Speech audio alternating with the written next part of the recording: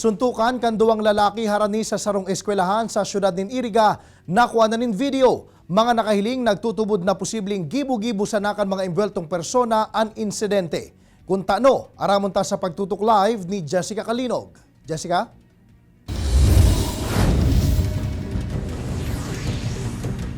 Jessica, sabay kan pangyayari o mga sunod-sunod na insidente nin kariribukan sa man iba-ibang lugar sa Naga City asin Camarines Sur, duwang jóvenes man sa Iriga City ang naimbuelto sa parehong pangyayari. Alagad na notaran subuot kan mga residente na nakahiling digdi na pigukuan na nin video kan mga kaibanan man sa nakan duwang lalaki ang pangyayari. Asin makalihis ang suntukan, karumayo sa nasubuot nangyari sa pag-ultanan kan duwang lado. Dito po sa Riles may nagsusuntukan. Uy, Sunod-sunod na suntok na naresibe kan sarong soltero sa nangyaring insidente sa real side kan Barangay San Roque, Iriga City, Camarines Sur. Mahihiling sa video na ini ang garo pag-angat kan duwang lalaki na magsuntukan. Pak! Hasta sa sunod-sunod nang nagbutas nin suntok ang lalaking nakapula. Napapatras na sa naman ang ibong nalado. Kan makaabot sa may tindahan, dumana ini natumba. Asin dagos pang pinauranan nin suntok kan nakapulang lalaki. Uminabot nin haros 2 minuto ang insidente antes na may magranina para mag-awat sa inda. Ang cellphone video na inikwa kan 23 anyos na si Dian Talavera na nakaistar sa atubangan mismo kan pinangyarihan kan suntukan. Pagkatapos na magsuntukan, nag-abrasa subuot ang duwang lalaki. Kaya sa iyang obserbasyon, garo subuot nagkaagdahan sa naanduwa nin friendly fight. Masamang biro talaga yun kasi tulad nga nun na yung isa napahiga. Malay mo kung napano yun, kung malala yung tama, di ba? Kaya hindi talaga siya magandang biro para sa akin. Nakubanan asin may takot man subuot ang tinderang si Margie Cervantes kan mahiling ang pangyayari. Ngunyan sa nakaya nagkaigwanin arog kaining insidente, harani pa sa indang pwesto. Alagad arog ni Dian. Pagtubod niya, garugibo-gibo sa naini. Maginan kaibanan kaya kan mga ini na ibang jóvenes, day man sindapi gaawat.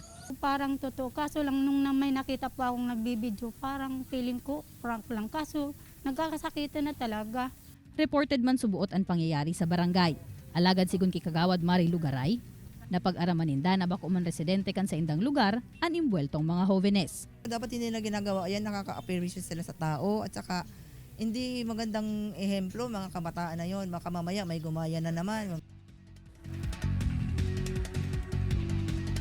Ngunyan sa nasubuot nangyari, Jessie, an arog kaining insidente sa Barangay San Roque, sigon kay Kagawad Garay. Rare case kumbaga an arog kaining pangyayari, kaya pangapodan man kan barangay, en kasong may siring na kariribokan liwat na mangyari sa indang lugar, tulos ining i-report sa indang opisina o kaya sa kapulisan, tanganing tulos man na marespondihan asin maaksyonan.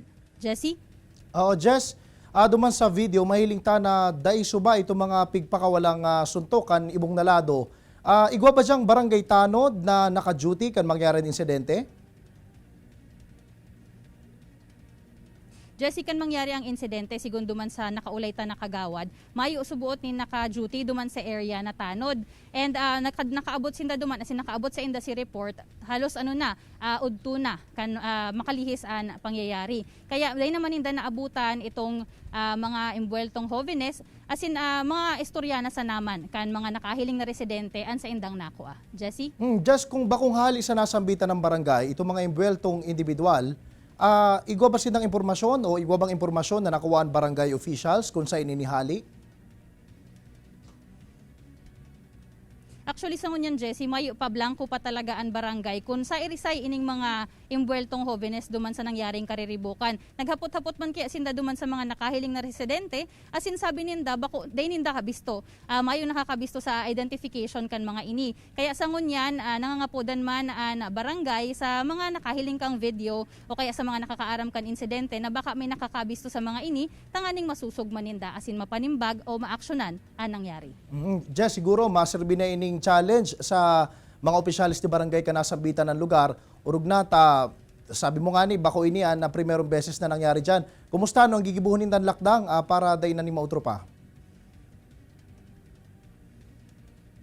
Actually, ito nga ni Jessie, iyon sabi ka na barangay Kagawad na nakaulay ta na very alarming ini kasi mga jóvenes din ang mga imbuelto. Sa ngunyan, ang magigibo lang daaninda, padagos na investigaran ining nangyari, tanganing masusug nga ni kung si isay ang mga imbueltong jóvenes, asin mas papahiguton paninda ang pagbabantay kan sa indang mga tanod, asin ma-request man subuot sinda duman sa PNP kan Iriga City, natabangan sinda sa pagbabantay sa mga arog ka ining lugar. Ini kayang lugar na ini Jessie, medyo harayo na din siya duman sa area kan barangay asin kan PNP. Kaya nangangapodan man sinda na tabangan sinda kan mga residente duman na kung igwaman sindang mahiling na maraot na pangyayari, tulos man ay paaram sa inda tanganing maaksyonan. Jessie?